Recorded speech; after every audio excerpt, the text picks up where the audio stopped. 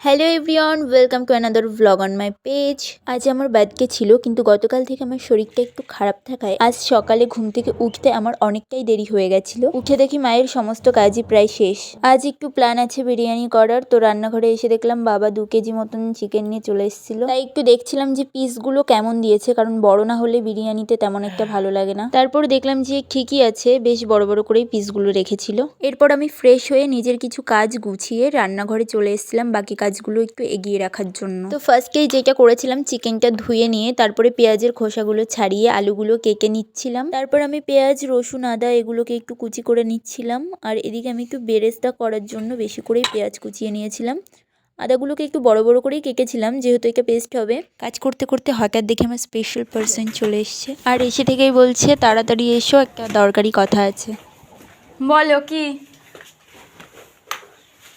Actually ওসব কথাবার্তা কিছুই নয়, উনি একটা সারপ্রাইজ দেবে, যেই কারণে আমাকে ডাকছিল।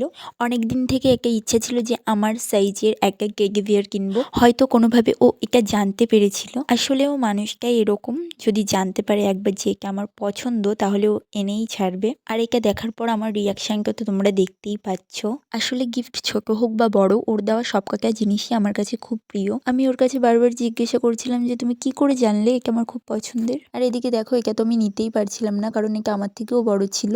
আমার মতন তোমাদের কার কার টেডি বিয়ার খুব পছন্দের জানিও। শুধু এটা নয়, এর সঙ্গে আরো গিফট এনেছিল। এই গিফটটা হাতে নেওয়ার সাথে সাথেই আমি কিছুটা আন্দাজ করতে পারছিলাম যে এটার মধ্যে কি হতে পারে।